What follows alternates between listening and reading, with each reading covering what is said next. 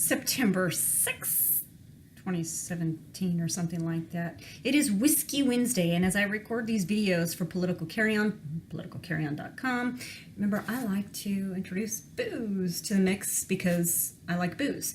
And Whiskey Wednesday, it is, the Irish in me says, hey, I gotta do this.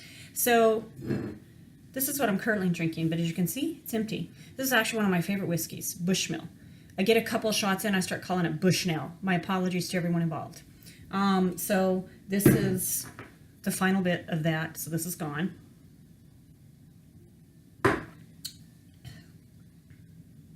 It's good stuff. This one I don't like. My husband and I bought this one over the weekend, just for the heck of it. It was an expensive whiskey, and we thought, you know what, maybe it'll be really good. 291. It's Colorado whiskey. You know, I am a Colorado native, so I like buying Colorado products, which is why I said the goat vodka before. It's still my favorite vodka. 50.8% alcohol by volume. It's high. It's high. We didn't like this one. My husband and I both like whiskey. This one has a cinnamon aftertaste. I've never had a whiskey with cinnamon. If you like cinnamon, maybe this one's for you. Maybe it'd be good for the holidays to mix it in with apple cider or something if you want a little something. But it did have a cinnamon aftertaste, and it was just, I don't want to grow hair on my chest. You know, I know it's like a term, you know, grow some hair on your chest. Oh God, there's something else there to that too, but I'm just going to stay away from that one. So as I said on Facebook, I miss doing radio, and this is one of those times. There's always a time, there's always a situation. That's the nature of man. There is always something. But there are some things that I really wish that I could touch upon again. And so I'm doing the videos. And this is where I'm at as opposed to writing at this point in time, because I simply don't have the time to write. As many of you know, we're getting ready to sell our home. And so all of our spare time is in projects. Plus we're having another structure built where we're going to be moving to. It's gotten messy here lately. It's gotten messy. I'll just leave it there because it's not for you to worry about. It's for me to worry about. So what I want to touch upon, I kind of made myself some notes going into this before I got to, I'm 2 sheets to the wind. I will be 3 sheets to the wind pretty quick here.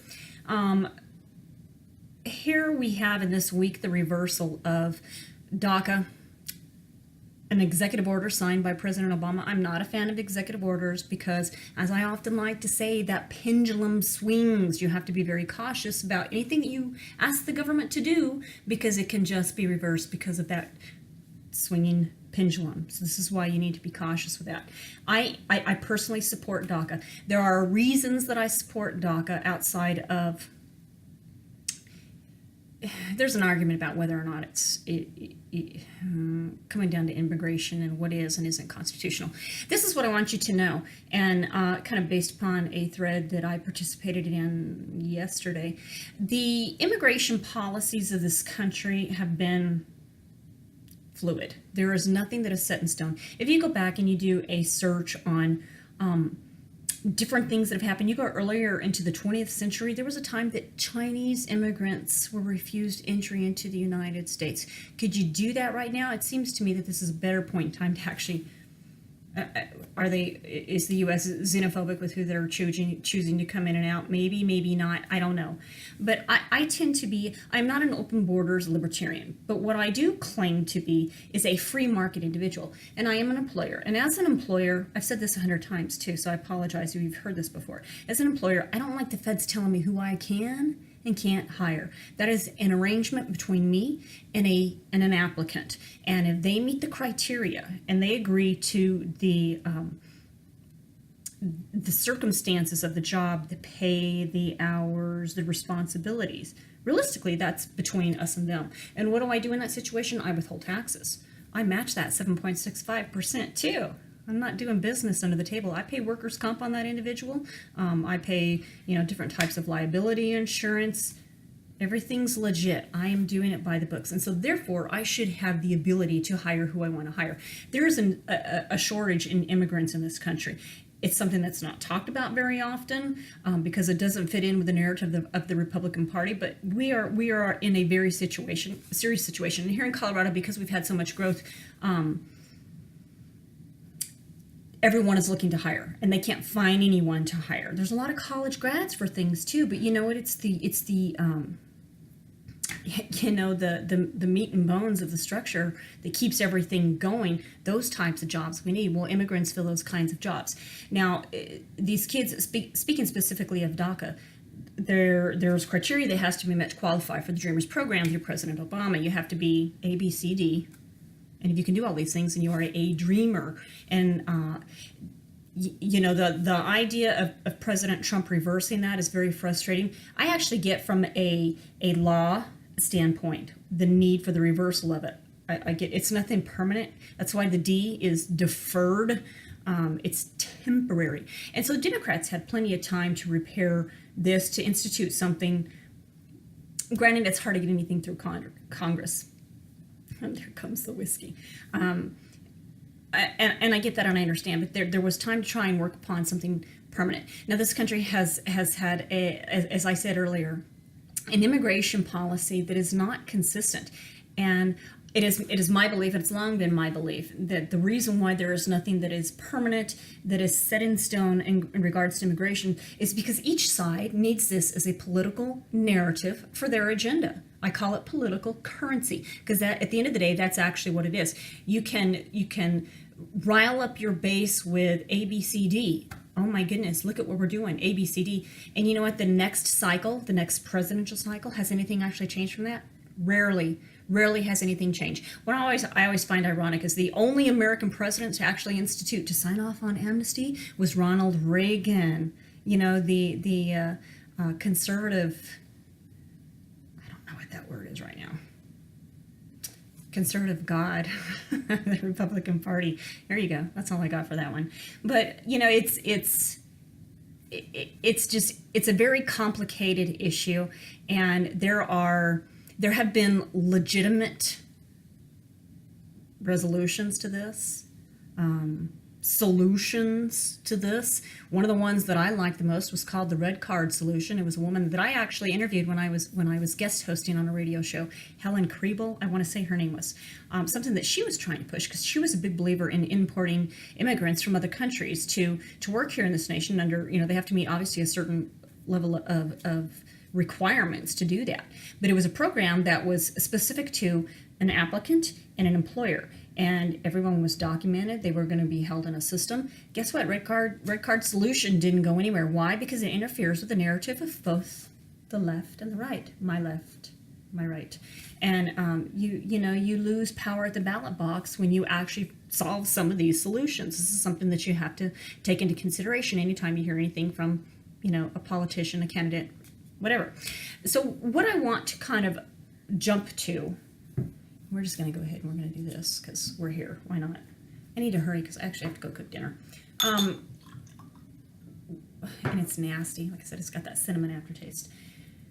One of my biggest issues has been, now, I was a registered Republican for a very long time. I left the GOP for a number of reasons. One, I didn't believe that they were constitutionally based. They didn't believe in limited government.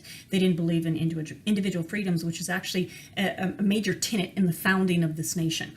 So then I went libertarian, and I actually ended up leaving the Libertarian Party as well. And now I'm just unaffiliated because you can't box me in, apparently. I had my complaints about the Libertarian Party. Doesn't mean that I won't vote Libertarian. Also doesn't mean that I won't vote Republican or Democrat. I actually plan on, I've said it before on a few places on Facebook, I do plan on voting for Jared Polis for Colorado governor. When that time comes around, he is a Democrat. Jared Polis, actually, if you go and you look at his congressional record, he's far more kind of free market thinking than a lot of people think he is. They don't give him the credit that he deserves. And I know I'm going to tick off a whole bunch of my friends by saying that, but I've looked at his congressional record. I know what he does and doesn't support. And I remember specifically one time him stating that it had to do with the government involving someone's business. And he said, do you really want the government in your business? I mean, there are things that he gets as a businessman.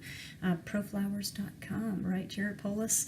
But one of the things that has bothered me the most during this DACA thing is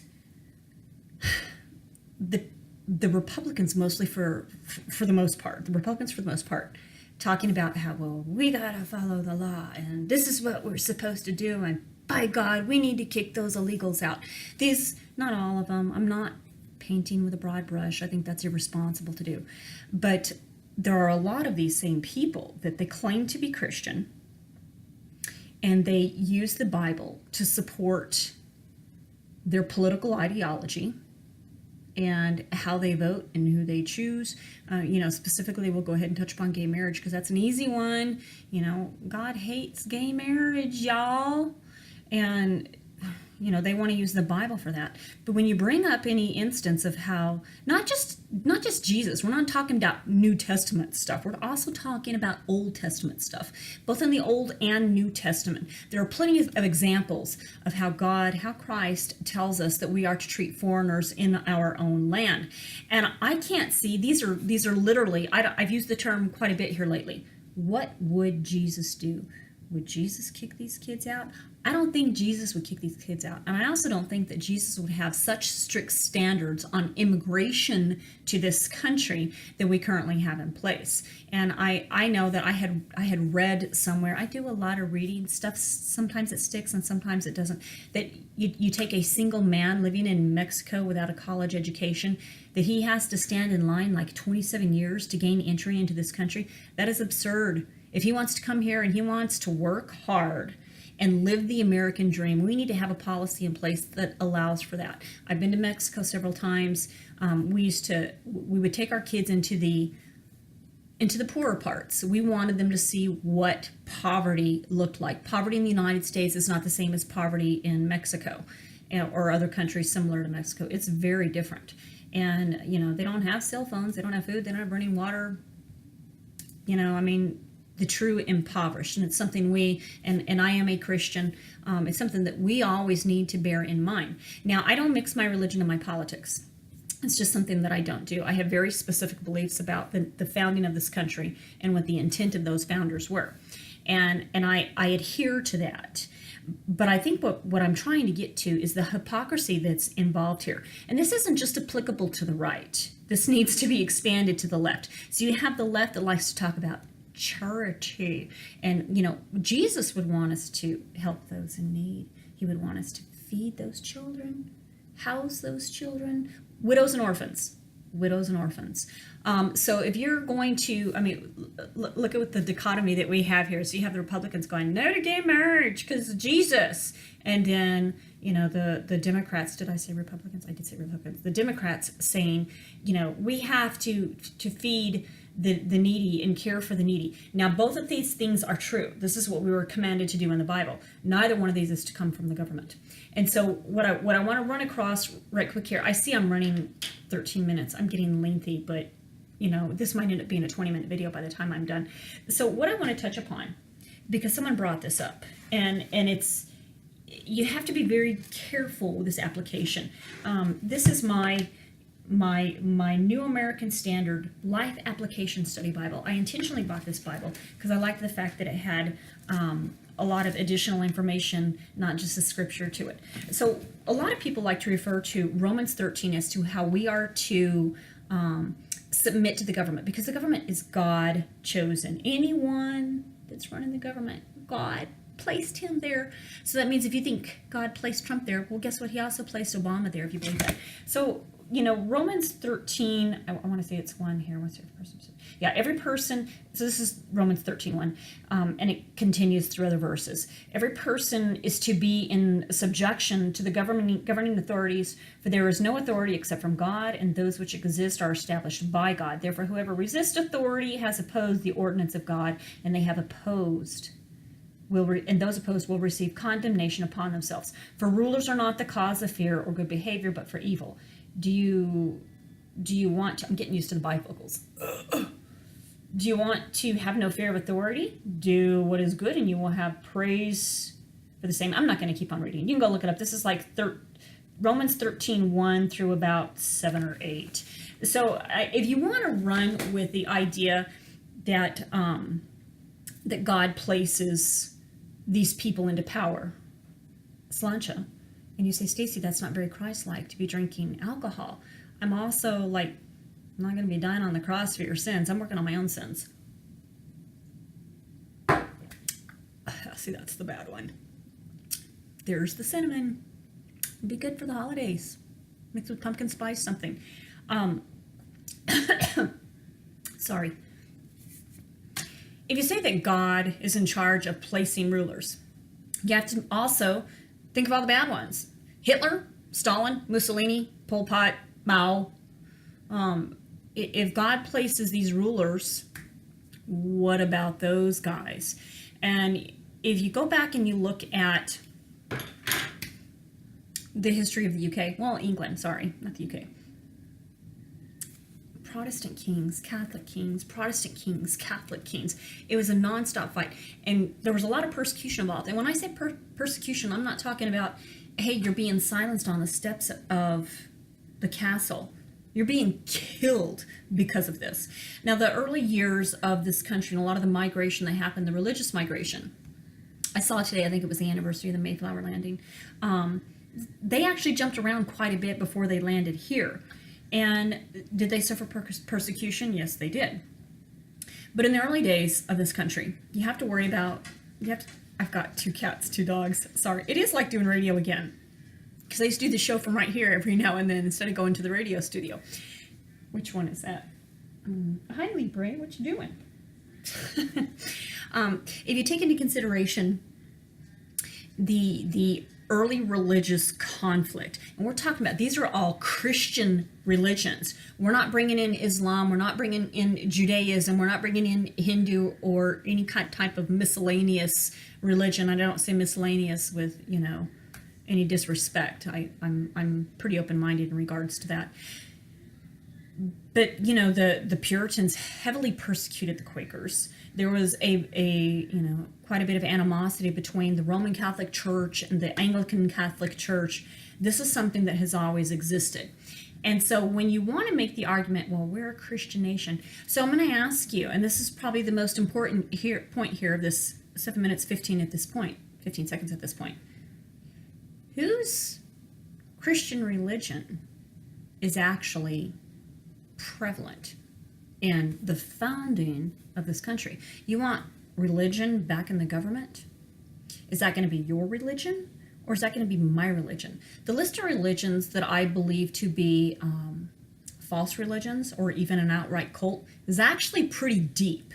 I'm getting, although I am open-minded in regards to perhaps all paths lead to God, I get that. I tend to believe that the environment that we're raised in, the society that we're raised in, the family that we're raised in probably has a bigger impact on what religion we choose than anything else. And I just don't see our God judging us for being born in the wrong country at the wrong time to the wrong family. I just can't comprehend that. If we have a loving God, I don't get it. But setting that aside, as I said, whose religion, whose Christianity, if we are a Christian nation, is the prevailing thought? There is the Calvinism and the can I say the word right now? Arminianism. The difference between, go look up TULIP, TULIP, and the difference between predestined and salvation. Go look that up. There are so many variances and translations to the Bible. This is why we have all these denominations. And so, you're talking about maybe trying to institute policies from a denomination that decided to burn witches. I guess actually they didn't burn witches. I think it's actually they drowned them. I've read that on several different instances. That the burning didn't happen, but there were a lot of drownings that happened. So, we have to take into consideration who it is that we want at the helm and what definition of religion.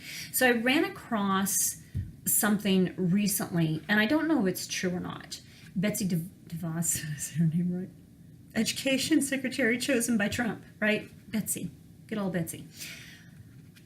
That she was going to reinstate prayer in our public schools. Number one, I don't think that she has the authority to do that. 2, there are plenty of schools around this country, and we do want our districts to be independent and not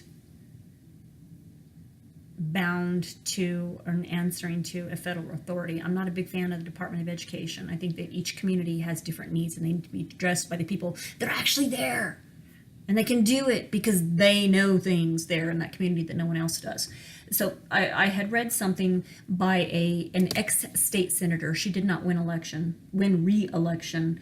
That she had posted it, click like if you think Betsy DeVos should put prayer back into public schools. Who's leading the prayer? I don't know about you, but my God is omnipotent and omniscient, and I can take him with me anywhere. I can pray to him at any time that I want to. I take issue with, now my children are all adults now. I don't have to worry about these things. I worry about all you kids out there. Who is leading the children in prayer at schools? Is it your denomination? Or is it my denomination? I have a big problem with this. There are actually several schools around this country that set aside a space and a time for anyone of any faith to go and have prayer time, quiet time, meditation, etc. Skip class. It's probably what most of the teenage kids do. But we need to be very cautious about how we approach these things. Religious education happens at home unless you choose a parochial school for your kids, which is fine. I don't have a problem with that. But I have it's very easy on the surface. So here is I am 3 sheets to the wind, 21 minutes, etc. I think that we all need to be very cautious when we talk about religion in public situations and religion in what our children are being presented outside the home. It is very important to me that we as Americans have the right, the ability to teach our children as we desire to. That's our gift to the world, is we instill in our offspring what we believe to be true. And when we're muddying the waters with thoughts from outside of something that's precious to you in your own home, I think that's a cause for concern. And Republicans need to take note of that. Democrats need to take note of that. And as we move forward with these conversations, I would hope that people ponder these things. These are very important things to bear in mind. And I want to say here, I've been talking for too long, so I'm going to go ahead and wrap it up. 22 plus minutes. I tend to do this. Like I said, this is why. Actually, I think I was really bad on my radio show. I needed a co-host. We need to be conscientious to those around us, and we need to remember that to the individual, the faithful individual, the religious individual, that's something that's very important to them, and we need to be respectful of that. I've long said, if I don't respect someone else's religious choice, how can I expect them to respect mine? And when you talk about what the role of government is in religion, at the end of the day, it really comes down to protecting your right to practice your own religion. The government cannot discriminate against you, although they did against the Masterpiece Cake. I guess I don't really want to break into that, but he should have the right to practice his faith, and the government intervened and violated the First Amendment. And I have a dear friend that he and I disagree on that one. It's a public business. No. I would never walk into a Muslim bakery and ask them to make me cake with the face of Allah, or not Allah, Muhammad, sorry, whiskey. Muslims don't drink, that's probably why. But would you ever, it wouldn't even be a consideration to walk into a Muslim bakery and ask them to put a picture of Muhammad on a cake. That's disrespectful to them. That's disrespectful to their faith. I know it's used as an example often. You know why it's used as an example often? It's because it's true.